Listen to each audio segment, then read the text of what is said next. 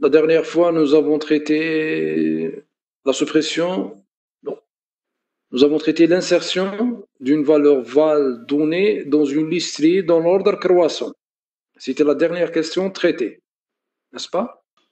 Donc, l'insertion d'une valeur val dans une liste triée dans l'ordre croissant, donc elle consiste à parcourir la liste et trouver le meilleur endroit pour insérer l'élément, bien sûr en maintenant l'ordre de tri. Et après avoir trouvé la position, alors on décide est-ce qu'il s'agit d'une insertion au début ou bien une insertion au milieu, voire la fin de la liste. Alors comme solution, nous avons entrée-sortie la liste L, qui est de type PTR.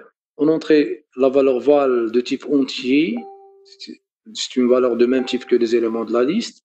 On aura besoin d'un pointeur P de type PTR, parce qu'ici il s'agit d'une création. Alors initialement, on initialise le pointeur P par nil, le pointeur Q par L, par la tête. C'est ce que nous allons utiliser comme pointeur pour parcourir la liste. T comme variable booléenne, c'est pour sortir de la boucle dès qu'on trouve le meilleur endroit où placer la valeur val. Donc, tant qu'on n'est pas arrivé à la fin de la liste et non pas trouvé la bonne position dans laquelle on insère la valeur val, on poursuit l'avancement vers le parcours de la liste. Donc ici, tant que non nil et non trouve, on compare est-ce que la valeur val est supérieure au champ information de l'élément courant. Si oui, on sauvegarde Q, l'élément courant, dans P, puis on avance avec Q. D'accord? Puis lorsqu'on sort, on va sortir soit par ce chemin, ou bien par l'autre. Si on est sorti par ce chemin, ça veut dire on est arrivé à la fin de la liste sans pour autant trouver la position, c'est-à-dire dans laquelle on insère la valeur val. C'est-à-dire la valeur val sera insérée à la fin de la liste. À la fin de la liste. Sinon, ça veut dire que nous avons trouvé un contre-exemple, une information qui est inférieure à la valeur val. Et en ce moment, plutôt supérieure, c'est sinon, c'est le sinon, nous avons trouvé une information qui est supérieure ou égale à val. Et en ce moment, on sort de la boucle. Parce que nous avons trouvé une position à laquelle on insère la valeur val. Et lorsqu'on sort de cette boucle, on va sortir soit par ce chemin, bien par l'autre. Et en ce moment, on décide. Si on est sorti avec P est égal à nil, P est égal à nil, ça veut dire on n'est pas passé par cette boucle. Et donc, en ce moment, il s'agit d'une insertion au début. C'est une insertion d'un élément au début de la liste. Bon, elle consiste à allouer, puis initialiser les champs information, rattacher l'élément à la liste et modifier la tête de la liste. C'est une création, bien sûr, l'IFO. Sinon, c'est une création, une insertion d'un élément au milieu. On alloue avec P suivant, puis on avance avec P, on initialise le champ information, puis on rattache l'élément qu'on vient d'insérer au reste de la liste. C'est une insertion au milieu ici. Voilà donc la procédure qui nous permet d'insérer un élément d'une valeur val dans une liste tri dans l'ordre croissant en maintenant l'ordre de tri. Voilà l'objectif, c'est de maintenir l'ordre de tri. Est-ce que cette réponse est claire? Oui? Avez-vous de questions? Les autres? Avez-vous de questions par rapport à cette insertion? Alors, si c'était clair, donc on passe à la question suivante. Oui. Donc, c'était l'insertion d'une valeur val dans une liste liée dans l'ordre croissant. C'est le point où nous avons à lequel on en est arrêté la dernière fois. Alors, la question suivante. La suppression maintenant de la valeur maximale d'une liste. nous avons une liste quelconque d'entiers. L'objectif est de trouver d'abord la valeur maximale, le maximum, puis le supprimer de la liste. Donc ici, ce problème consiste à traiter deux problèmes. D'abord, la recherche de l'élément, du maximum, puis la suppression du maximum. Bon, ici, on s'intéresse bien sûr toujours à la première ou bien la dernière occurrence. Dans cette question, donc, on va supprimer la première occurrence du maximum. La première occurrence du maximum. Donc, étant donné la liste L, donc quelle est la valeur maximale ici? C'est 20. Alors, la suppression consiste à trouver d'abord la valeur 20, puis la supprimer de cette liste. Donc, pour avoir uniquement une liste qui contient moins 50 et 4. Maintenant, si nous avons une autre valeur ici, 20, donc 20 et 20, alors cette suppression consiste à supprimer uniquement la première valeur et non pas toutes les occurrences du maximum. Ici, on peut traiter le problème autrement en supprimant toutes les occurrences du maximum. Ici, on s'intéresse uniquement à la suppression de la première occurrence du maximum. OK? Est-ce que la question est claire? Est-ce que la question est claire? Oui. OK. Maintenant, comment supprimer ce maximum? Comment le trouver d'abord? Alors, comment le trouver? La solution. Donc, nous avons une procédure qui a comme paramètre d'entrée-sortie la tête, L, de type PTR. Comme variable intermédiaire, probablement on aura besoin d'un pointeur P et Q pour parcourir la liste. Et P max et max pour trouver et détacher le maximum. Ici, donc, on peut dire qu'il s'agit d'un détachement et une suppression. Donc, la dernière fois, donc, nous avons traité le détachement du maximum, plutôt en cours, pour l'exemple d'application. Là où nous avons trié la liste en détachant le maximum. Donc, ici, on peut dire qu'il s'agit de la même chose en détachant le maximum, puis le supprimer. Donc, on fait deux choses. C'est pour cela qu'on aura besoin d'un P et Q pour parcourir la liste et P max et max pour détacher bien sûr le maximum par la suite et le supprimer aussi. Alors, initialement, on vérifie toujours si la liste est vide. Si la liste est vide, donc on va afficher un message d'information. Sinon, la liste est non vide. On initialise P max par nil et max par L. C'est toujours, rappelez-vous, le problème de la recherche du maximum. On initialise toujours le maximum par la première valeur. Ici, nous avons la première valeur, c'est L, donc max reçoit L, et P max, le précédent du maximum, c'est nil. Et nous avons initialisé aussi P par L et Q par L suivant. Ici, pour avancer, pour vérifier le reste des éléments. Et tant que nous avons au moins un élément dans la liste, puisqu'ici, nous allons utiliser Q pour parcourir le reste des éléments de la liste. Après avoir pris le premier élément. Ici, nous avons pris le premier élément que nous avons affecté à max, puis le reste des éléments sera traité dans cette boucle.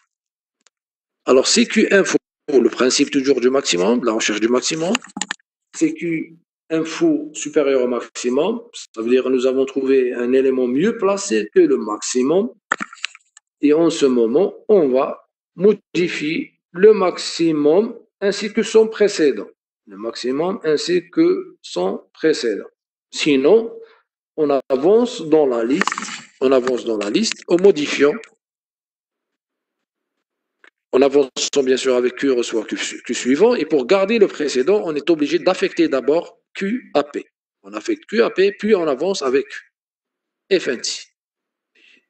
Et fait.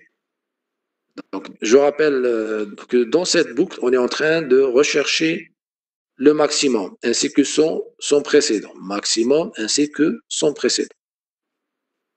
Donc, oui, il y a juste un petit détail qui nous a échappé ici. Ici, on est en train de comparer quoi? Qu'est-ce qu'on est en train de comparer? Dans Max, qu'est-ce que nous avons sauvegardé?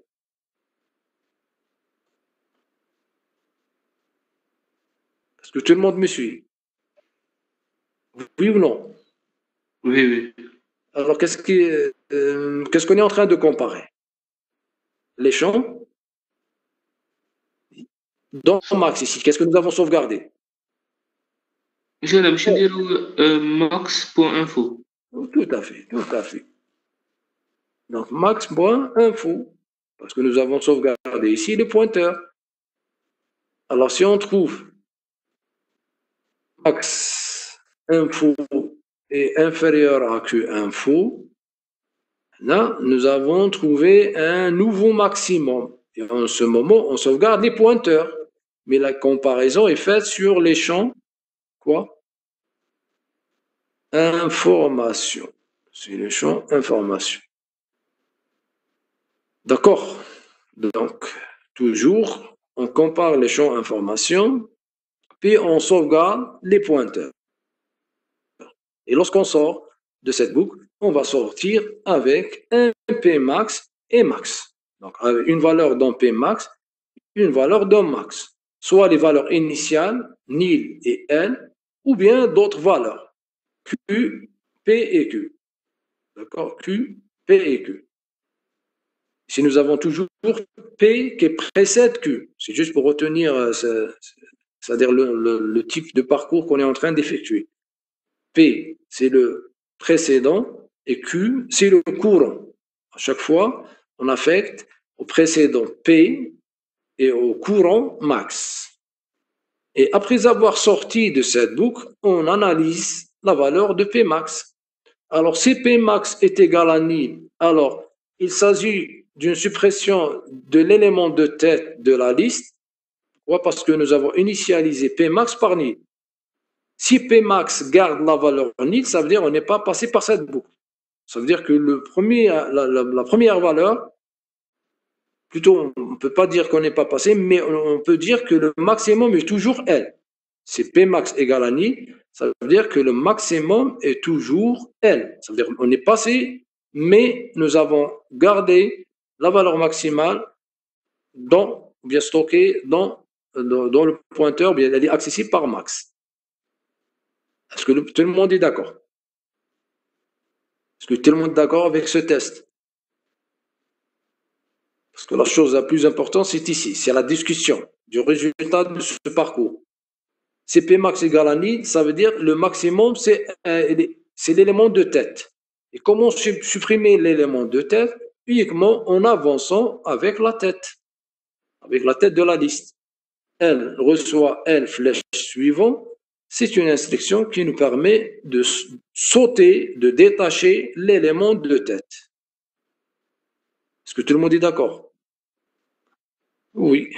Donc, si vous avez compris, donc on peut passer à l'étape suivante. Alors, l'étape suivante consiste, comme je vous ai dit, consiste à discuter la valeur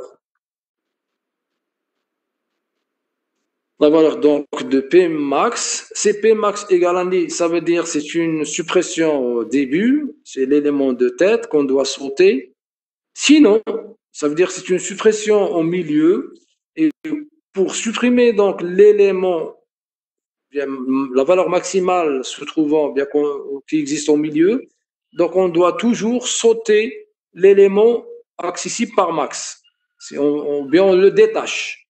Comment le détacher? C'est en affectant à Pmax point suivant, on lui affecte max point suivant. Pmax point suivant, on lui affecte max point suivant.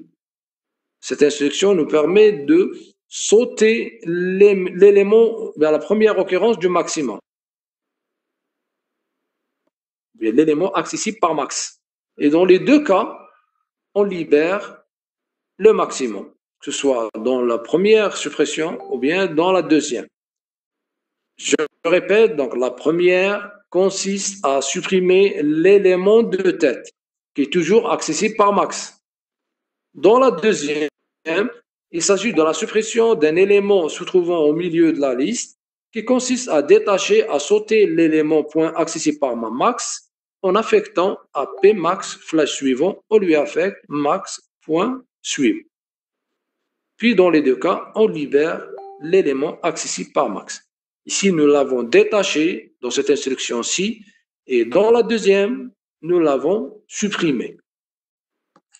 OK. Et dans les deux cas, on met fin à l'instruction si et à la procédure supprime max. Alors, dans la question G, c'est un problème d'insertion. Et dans la question H, c'est une suppression. Alors, dans les deux cas, d'après ce que nous avons vu en cours, nous avons vu deux types d'insertion et de suppression. Alors, si vous avez un problème d'insertion, la première chose à faire, il faut trouver l'adresse de l'élément à insérer, ou bien à lequel on insère l'élément. Bon, bien sûr, ici, on ne peut pas dire l'adresse, mais c'est l'adresse de l'élément qui précède l'élément à insérer, bien qu'il se trouve avant l'élément à insérer. Il s'agit d'une insertion. Maintenant, s'il s'agit d'une suppression, on fait la même chose. On doit trouver toujours l'adresse de l'élément qui précède l'élément à supprimer. Maintenant, une fois l'adresse trouvée, toujours de l'élément qui précède l'élément à supprimer, alors là, on discute. Est-ce qu'il s'agit d'une insertion au début, voire une suppression, ou bien une insertion à la fin de la liste, aussi pour le cas d'une suppression. Et dans ce cas, pour l'insertion, il suffit juste de créer un élément en adoptant la stratégie LIFO, parce qu'il s'agit d'une insertion d'un élément au début. Par contre, pour l'insertion au milieu, c'est une extension de l'insertion FIFO. Il s'agit d'une insertion. Maintenant, pour la suppression, pour l'insertion de l'élément de tête, bien un élément à la tête de la liste, c'est une suppression de l'élément de tête, que ce soit FIFO ou bien LIFO. Là, on ne peut pas parler de la stratégie. Ou bien, le deuxième cas, c'est une suppression d'un élément qui se trouve au milieu, et en ce moment, il faut sauter l'élément à supprimer. Donc là, on manipule les champs toujours suivants, les champs suivants, qui nous permettent de sauter l'élément à supprimer.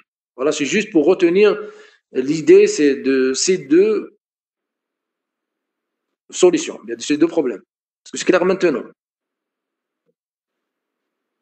Ici, je suis en train de vous donner des indications lorsque vous allez reprendre les vidéos, après avoir bien sûr revu les deux solutions. Et voilà donc l'idée de chacune d'elles.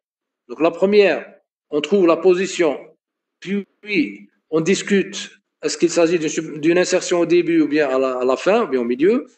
Dans le deuxième cas, on trouve toujours la position, puis on décide s'il s'agit d'une suppression au début ou bien une suppression au milieu. Donc voilà le principe de ces deux solutions. Est-ce que c'est clair maintenant? Oui ou non? Oui, c'est clair, ok. Maintenant, pour la question I, la suppression des doublons. Donc, doublons, ça veut dire les éléments identiques. Ça veut dire, étant donné donc, la liste L, les doublons, nous avons la valeur 20 existe deux fois, moins 50 une seule fois, 14 une seule fois, 0 une seule fois et 4 une seule fois. Ça veut dire la suppression des doublons consiste à supprimer uniquement les doublons de la valeur 20, de la valeur maximale. C'est comme si nous avons supprimé toutes les occurrences du maximum. Mais le problème ici, c'est la suppression de tous les doublons.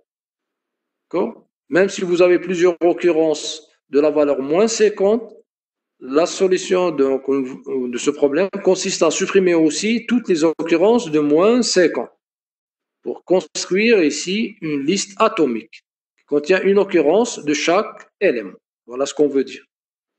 On veut créer une liste atomique qui contient une occurrence de chaque valeur, de chaque occurrence, de chaque valeur à vrai dire. Le résultat, après la suppression, donc uniquement une seule occurrence de 20, moins 50, 14, il nous reste 0 pour avoir 20. Non, non, plutôt ici c'est 0. Hein. Et une autre aussi pour 4. Donc il nous reste deux éléments. Alors on corrige. Donc ici, qu'est-ce qu'on doit ajouter? La deuxième occurrence sera supprimée. pour avoir 0. Et on ajoute une autre occurrence. De quel élément? Alors, si vous avez bien suivi, 4. de 4. Ajoute.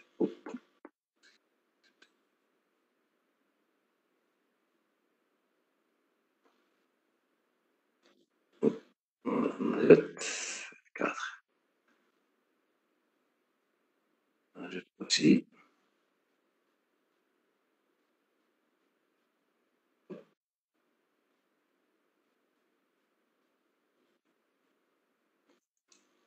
Voilà.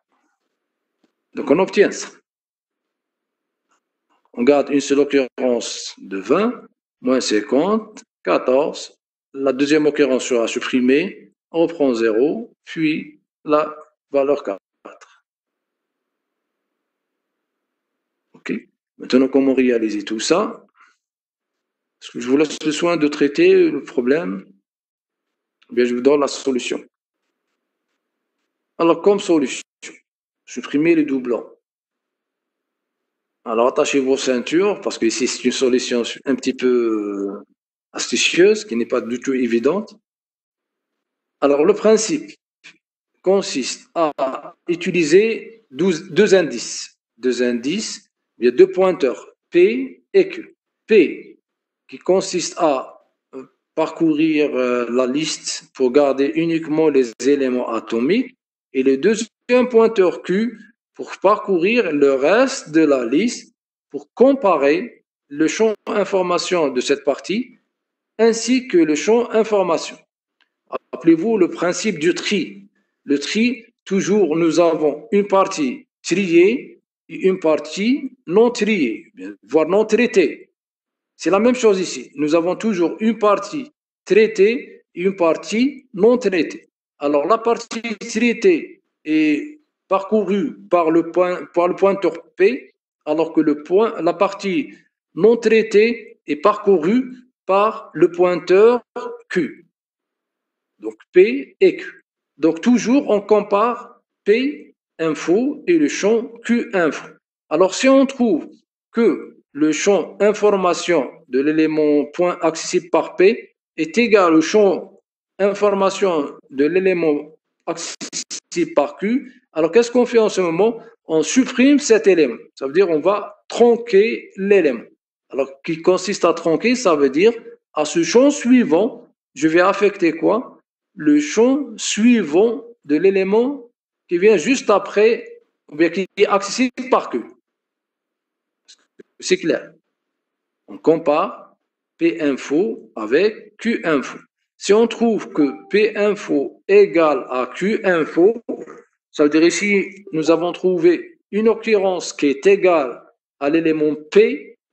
En ce moment, qu'est-ce qu'on fait? On affecte à P suivant, on lui affecte Q suivant. D'accord? Sinon, on avance avec Q. Est-ce que c'est clair? Le problème d'abord, vous l'avez compris? Oui. Et l'idée de la solution, c'est d'utiliser deux pointeurs P et Q. P pour parcourir la partie traitée et Q pour la partie non traitée. Alors, on compare toujours P info et Q info. Alors, si Q info est égal à P info, alors on supprime Q info. Maintenant, comment supprimer l'élément Q info? Alors, toujours, pour la suppression, qu'est-ce qu'on fait? Toujours, on doit trouver l'adresse de l'élément qui précède l'élément à supprimer. Ici, il s'agit d'une suppression. Ça veut dire qu'il faut toujours trouver l'élément, bien l'adresse de l'élément qui précède l'élément à supprimer. Alors, si on trouve P info égale à Q info, alors on supprime quoi? Q info. Alors, comment supprimer Q info tout en ayant le pointeur, bien l'adresse de l'élément qui le précède? Alors, ici est P. Maintenant, pour 20, pour supprimer 20, pour supprimer Q info, alors qu'est-ce qu'il nous faut avoir? L'adresse de l'élément dont la valeur est égale à 14.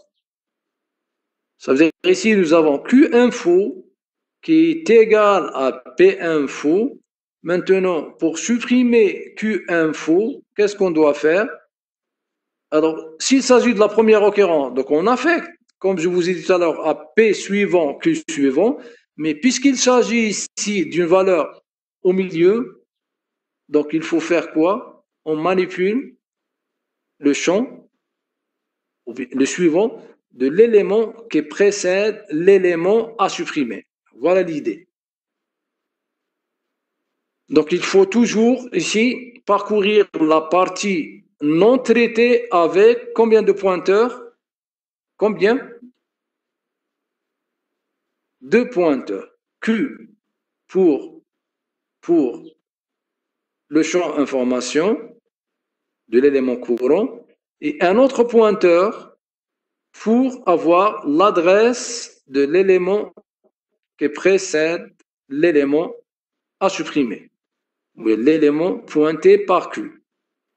Oui ou non? On passe à la solution?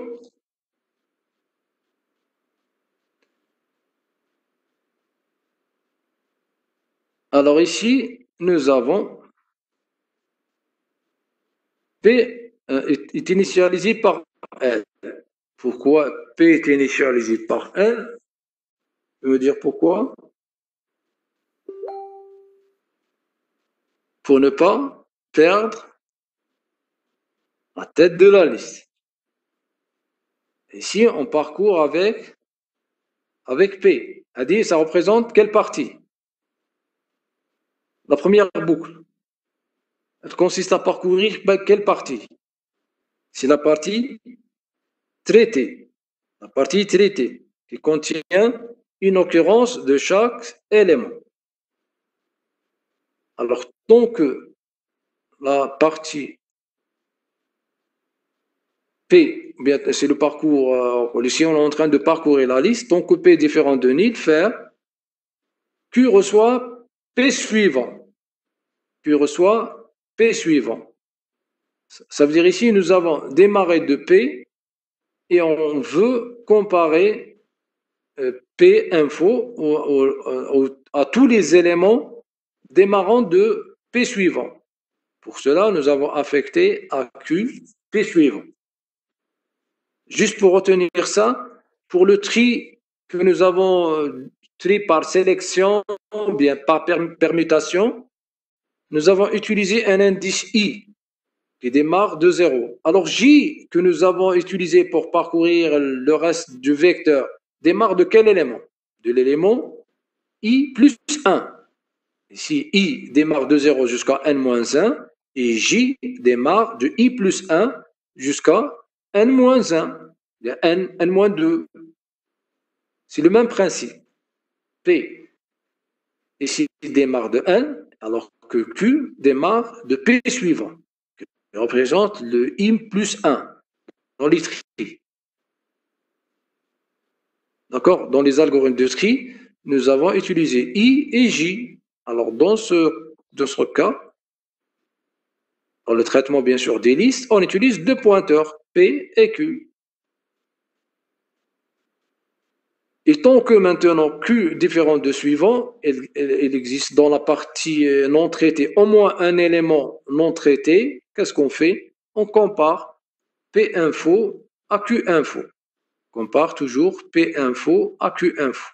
Si on trouve que P info égale à Q info, ça veut dire que ici, l'élément Q mérite d'être supprimé. Donc, bien, doit être supprimé. Pourquoi? Parce que sa valeur est égale à l'élément P, bien accessible par P. Et comment supprimer donc cet élément? Donc, comme je vous ai dit, on manipule les champs suivants. Donc, on affecte à R Q. Pourquoi? Parce que nous avons trouvé le champ information. Puis on avance avec Q suivant. D'accord? Mais ici, il nous faut, comme je vous disais tout à l'heure, un autre pointeur. Un autre pointeur qui contient la valeur de l'élément qui précède l'élément à supprimer. Le premier cas, le alors, représente un cas favorable. C'est-à-dire que nous avons trouvé une information qui est égale à puis information. Donc Q mérite d'être supprimé. Et comment? Donc si on affecte à R la valeur de Q, d'accord? Si on revient ici à l'exemple, nous avons trouvé Q ici qui pointe sur 20. On affecte à R Q. D'accord? Alors, si on avance avec Q, ça veut dire que cet élément est, il est accessible par R. Et on est avancé dans la tête. Mais est-ce que cet élément est détaché de cette liste? Qui peut répondre à cette question? Est-ce qu'avec cette solution, nous avons vraiment détaché l'élément de la liste? Ou bien il est toujours relié à la liste? Je vous laisse le soin d'analyser cette solution, qui n'est pas complète. Il reste quelques retouches à faire. Alors, qu'est-ce qu'il reste à ajouter? Qu'est-ce qu'il y a lieu à ajouter pour que cette solution soit complète? Supprime max. C'est une autre solution. Supprime un élément d'une liste, tout simplement. Pourquoi max? Bon, votre collègue nous propose une autre solution, de la faire de façon paramétrée, c'est-à-dire, étant donné un champ, pour ne pas dire information, directement dans la première boucle, on supprime la valeur information, P information, de la liste accessible par quel élément? Par l'élément P suivant. Je reviens à l'exemple. Ça veut dire pour la valeur 20, qu'est-ce qu'on fait? Je vais supprimer la valeur 20 de la liste accessible par L suivant. Vous avez une liste ici. Bon, le reste, c'est une liste. Cette liste, jusqu'à moins 25. Parce qu'ici, vous avez deux parties. Alors ici, nous avons moins 50, 14, 20, 0 et 4. C'est une liste dont la tête est le champ suivant. C'est L suivant. Donc, votre collègue nous propose d'appliquer ce procédé. Donc, à chaque fois, tant que L est différent de nil, je supprime de la liste L suivant la valeur 20. Ici, nous avons deux listes. La première est la liste accessible par suivant. C'est une solution qui tient la route. Mais je voulais donc modifier cette solution. Ça veut dire on initialise R avant d'initialiser. Donc, on initialise R par quoi? Par P. On initialise R par P, puis Q par P suivant. Et tant que, parce qu'ici, on est en train de comparer Q information à P information. Et nous avons P qui précède Q. R, pardon, qui précède Q. R précède Q. Et tant que Q différent de nil, qu'est-ce qu'on fait? On vérifie est-ce que le champ information est égal au champ P information. Si oui, alors en ce moment, qu'est-ce qu'on fait? On n'a pas besoin de faire ça. Qu'est-ce qu'on fait? On doit supprimer, on doit détacher l'élément dont la valeur est égale à 20 ici. Alors, on va sortir avec R qui pointe sur 14. R, c'est un pointeur qui pointe sur 14. Et Q est un pointeur qui pointe sur 20. Nous avons deux pointeurs. R qui pointe sur 14 et Q qui pointe sur 20. Nous avons Q information qui est égale à P information. P est toujours à cette position. P, il pointe sur 20. R, initialement, pointe sur 20 et Q pointe sur moins 50 Maintenant, après avoir trouvé Q information égale à P information, nous avons R qui pointe sur cet élément, sur 14. Donc, après avoir sorti de cette, ou bien après avoir trouvé un P info égal à Q info, on supprime le champ, ou bien l'élément accessible par Q, en utilisant R, parce qu'il s'agit d'une suppression. Et je vous demande toujours de retenir que la suppression exige toujours deux pointeurs. Elle nécessite toujours deux pointeurs. Un pointeur de l'élément qui précède l'élément à supprimer, dans ce cas c'est R, et un pointeur, ou bien le pointeur de l'élément à supprimer, c'est Q. Ici, on n'a pas besoin de faire ça. Alors, comment supprimer maintenant un élément? L'élément accessible par Q, tout en ayant donc le pointeur de l'élément qui le précède, tout simplement en affectant à R suivant, on lui affecte Q suivant. Si on affecte à R suivant, j'essaie quand même de modifier, j'aurais dû préparer. Donc on va sortir avec,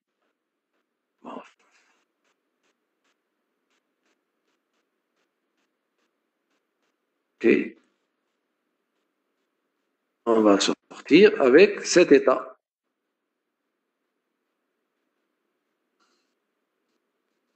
Avec R qui pointe sur ça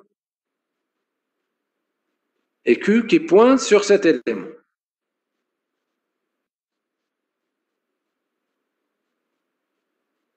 Avec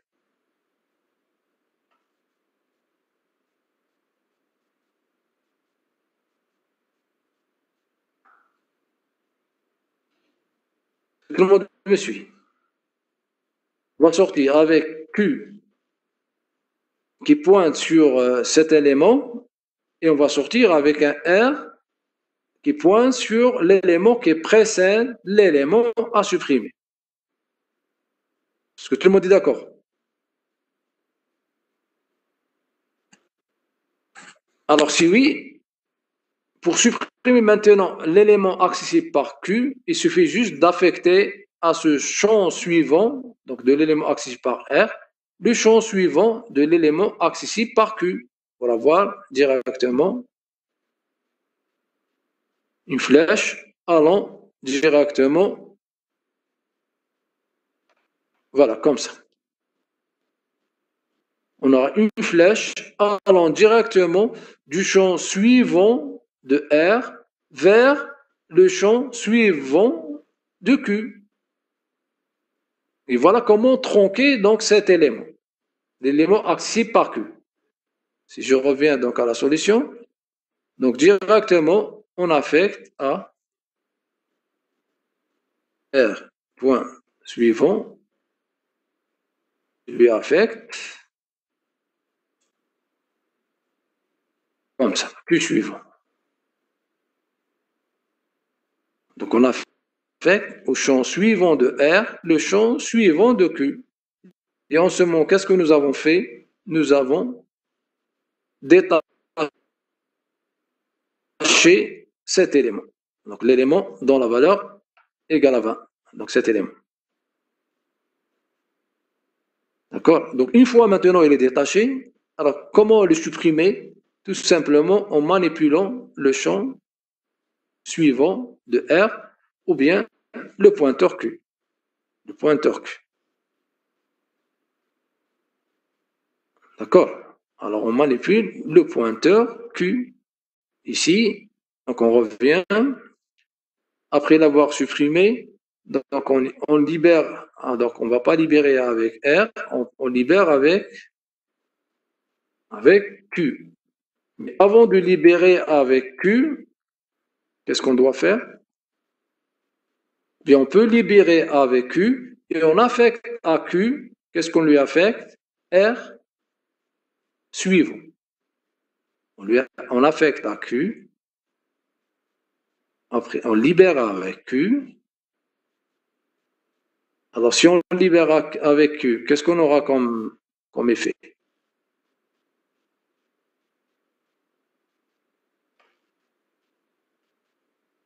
Voilà, ça. Si on libère avec U, donc si on libère avec Q, ça veut dire on va juste détruire l'élément dont la valeur égale à 20. Parce que nous avons élaboré un lien allant de R suivant vers Q suivant, pour avoir donc ce lien de chaînage. Et si on libère avec Q, on va détruire cet élément dont la valeur égale à 20. Et pour traiter le reste des éléments de la liste, on affecte à Q R suivant pour avoir accès directement à cet élément. Pour poursuivre le traitement de 0, 4, etc. Ça veut dire ici, on libère avec Q et on affecte à Q R suivant. Oui ou non? Est-ce que tout le monde est d'accord? Alors, soit d'accord, ou bien vous n'êtes pas d'accord. Le tiers est exclu. Les autres? Alors, sinon, ça veut dire que nous avons trouvé ici un champ information est différent de P information. Alors, en ce moment, qu'est-ce qu'on fait? On avance avec quoi? On avance avec Q, comme ça, mais on avance aussi avec quoi? Avec R. Bon, elle ne pointe pas sur ça, mais elle pointe sur l'autre, parce qu'elle a été supprimée. D'ailleurs, d'accord? On le supprime.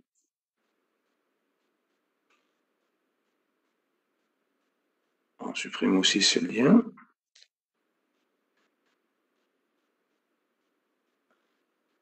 OK. Donc, c'est après avoir avancé. Ces deux pointeurs, c'est après avoir avancé dans la nouvelle liste. Donc, après la suppression de cette occurrence, nous avons affecté à Q R suivant. Maintenant, à la prochaine itération, nous avons Q info qui est 0, différent de P info qui est 20. Alors, en ce moment, qu'est-ce qu'on fait? On avance avec Q et on avance avec R. Alors, comment avancer pour avoir cet état? Il suffit juste d'affecter R, cette fois-ci, à Q, puis avancer avec, pour se préparer à la prochaine itération. Tout simplement.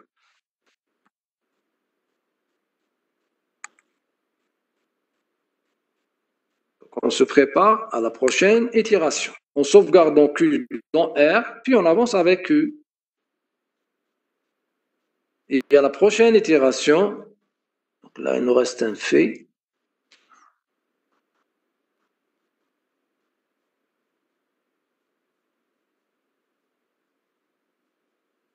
Prochaine itération, on fait, on compare à ce que Q est différent de nil. Parce que ici, nous avons Q voilà, qui pointe sur 4 et R qui pointe sur 0. Nous avons Q info est toujours différent de 20. Donc on avance. On avance avec ça. Maintenant, on va atteindre nil. Et Q info pointe sur cet élément. Ce qui nous intéresse, c'est Q info. Q info n'existe pas. Pourquoi? Parce qu'on est arrivé à nil. Donc après avoir testé maintenant une nouvelle fois Q, on va le trouver égal à nil. Alors s'il est égal à nil, on passe à la deuxième boucle. On va sortir de cette boucle. On passe à la deuxième boucle, on vérifie la partie traitée. Est-ce que P est toujours différent de nil? Oui. P ici pointe sur cet élément, sur 20. Donc il est différent de nil. Alors en ce moment, qu'est-ce qu'on fait? On affecte à R, on lui affecte P, ça veut dire on va réinitialiser R, ici, On revient en arrière. Plutôt ici. On va rester toujours à cette position. Donc, cette fois-ci, à la prochaine itération, R pointe sur cet élément, sur moins 50, et Q pointe sur 14. Puis on parcourt cette partie. Est-ce que Q info est égal à P info? Maintenant, P info pointe sur moins 50. Parce que c'est bon, nous avons traité 20. La valeur 20 est traitée. Donc, on est en train de traiter la valeur moins 50. Alors, lorsqu'on supprime les occurrences de la valeur moins 50, donc P, ou bien R démarre de P et Q démarre de P suivant, l'élément suivant. Et en parcourant la partie non traitée, on compare toujours le champ information du champ P information. Donc Q information et champ P information. Si on trouve que cet élément est égal, par exemple ici moins 50, alors qu'est-ce qu'on fait? Si nous avons trouvé une autre occurrence de moins 50, alors en ce moment, qu'est-ce qu'on fait? On revient à l'algorithme.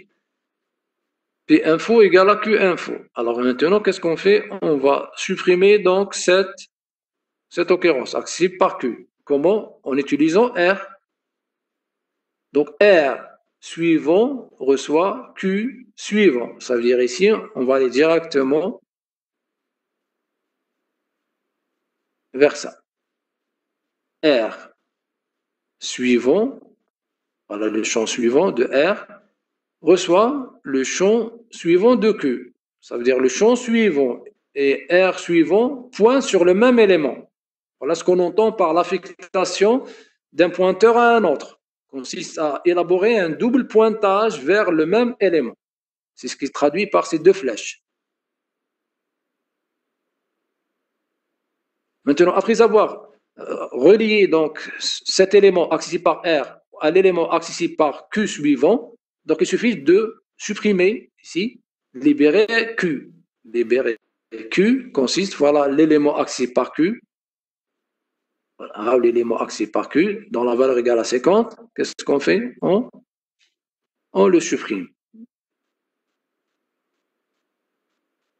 On le supprime comme ça. Et on va supprimer aussi ce lien. Après, qu'est-ce qu'on fait?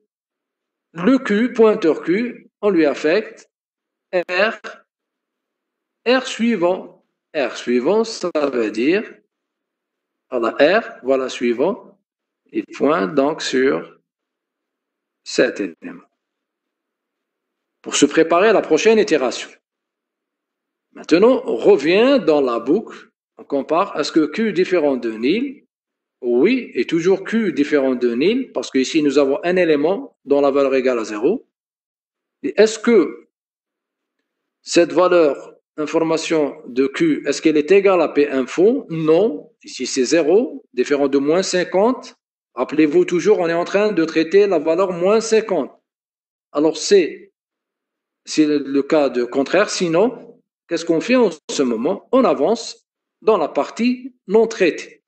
En affectant à R maintenant, on affecte à R, donc on va modifier la valeur de R, on lui affecte Q. Ça veut dire pour avoir double chaînage vers le même élément. Toujours, l'affectation d'un pointeur à un autre consiste à élaborer un double chaînage. Puis on avance avec Q. Voilà, on avance avec.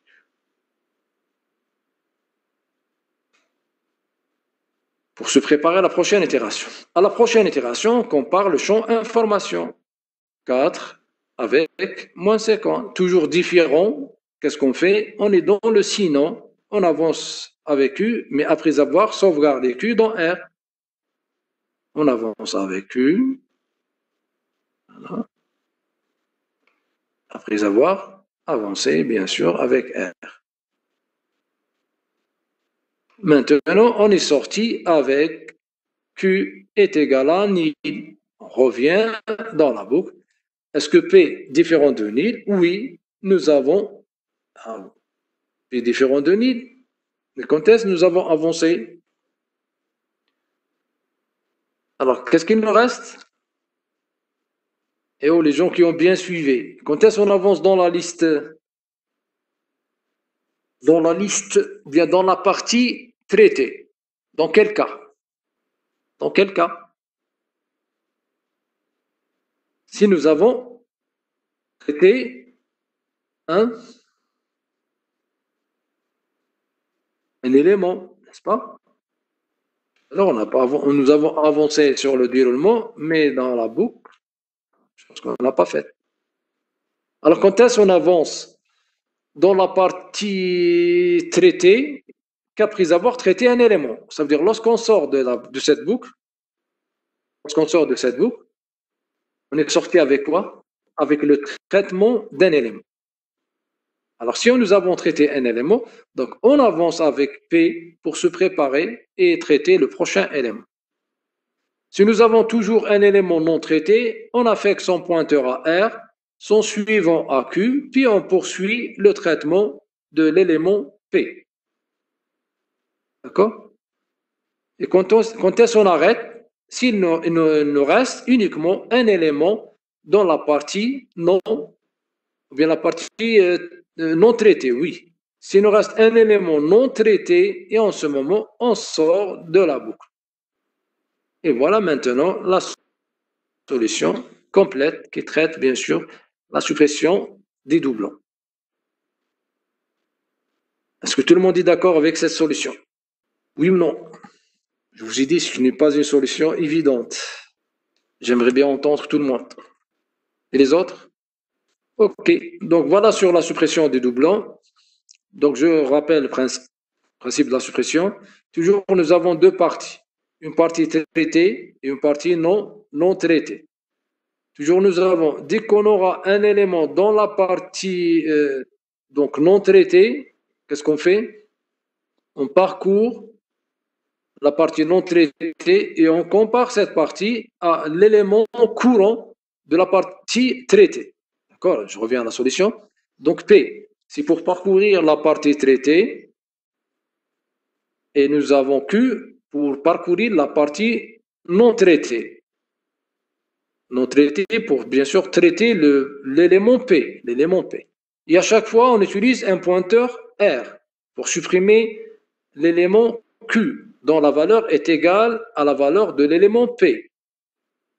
Donc chaque fois, on fixe l'indice P, bien le pointeur P, et on fait varier l'indice, bien le pointeur Q.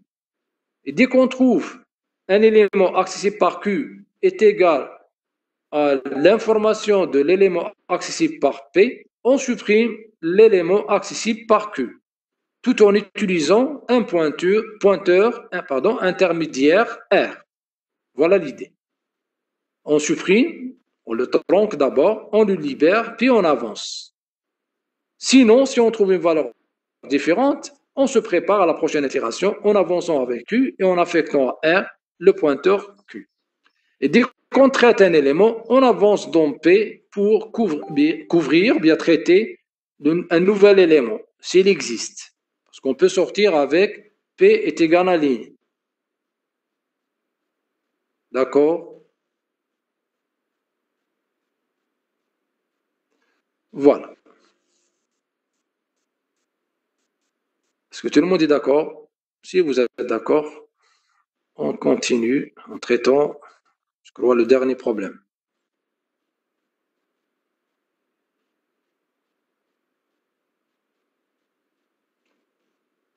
L'éclatement de la liste L en deux listes LP et LI contenant respectivement les nombres pairs et les nombres impairs de la liste L. Nous avons une liste qui contient des nombres strictement positifs. Alors on veut l'éclater en deux listes contenant chacune, bien respectivement, les nombres pairs et les nombres impairs stockés dans la liste L. Et ici, bien sûr, évidemment, sans allocation. Parce qu'avec l'allocation, le problème est simple. Mais on va le faire sans allocation, sans création de nouveaux éléments. Sans création de nouvelles listes.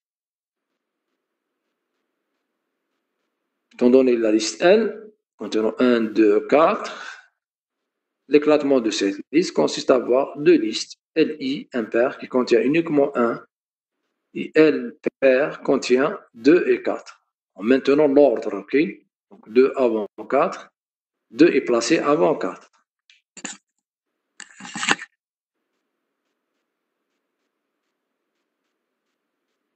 Alors comment créer donc ces deux listes?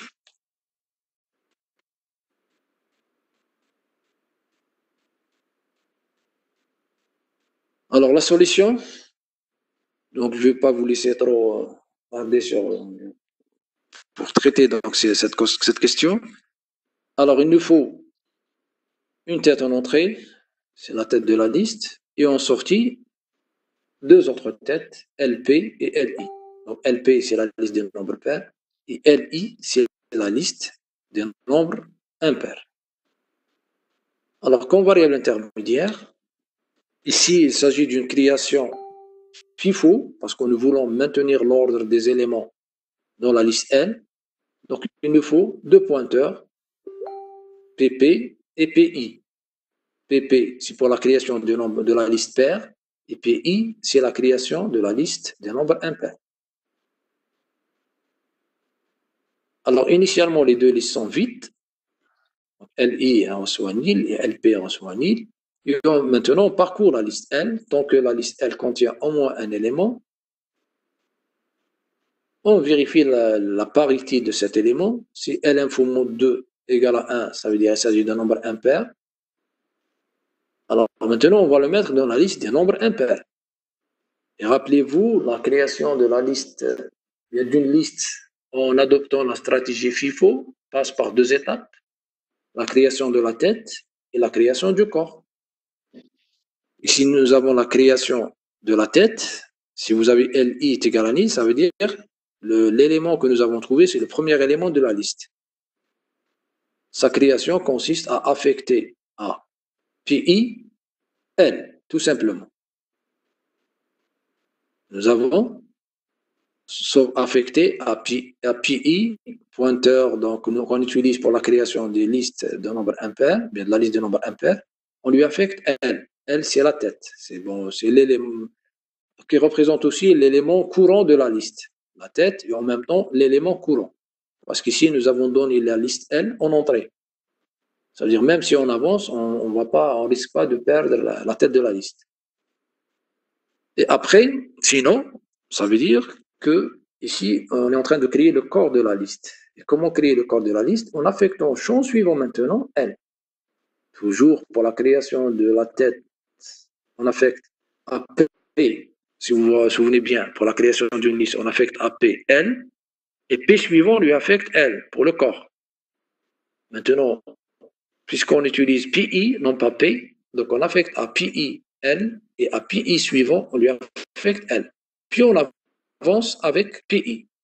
Pour l'exemple que nous avons vu en cours, nous avons avancé avec P. Mais ici, nous avons deux pointeurs, PI et P. PI pour la création de la liste du nombre impair et PP pour la création de la liste des nombres pairs. Donc, voilà ce qui est traduit par PI. PI, donc c'est le P des nombres impairs. Dans les deux cas, qu'est-ce qu'on fait? Alors que dans les deux cas, bien sûr, on initialise. Bon, ici, on ne voit pas l'initialisation du champ information parce que le fait d'affecter PI, on lui affecte L. Donc ici, ça consiste à copier le pointeur et le champ information. Donc là, on va copier deux choses. L'information et le pointeur. Ça consiste à créer l'élément, puis bien sûr, l'initialiser par la valeur information de la tête. Voilà ce qu'on entend par déconnexion et connexion. Donc on va détacher l'élément de la liste N et on va le rattacher à la liste LI. LI, c'est la liste des nombres impairs. Le sinon ici correspond à quoi? À ce test, ça veut dire que L-info, ce n'est pas un nombre impair, mais il s'agit d'un nombre pair. Ce n'est pas un nombre impair, mais il s'agit bien d'un nombre pair, parce que L1 2 égale à 0. Dans ce cas, on va faire la même chose. Soit c'est le premier élément de la liste, donc on affecte à PPL, ou bien un élément du corps, c'est pour lequel on affecte à PP, point suivant, on lui affecte L. Puis on avance avec PP, flèche suivant.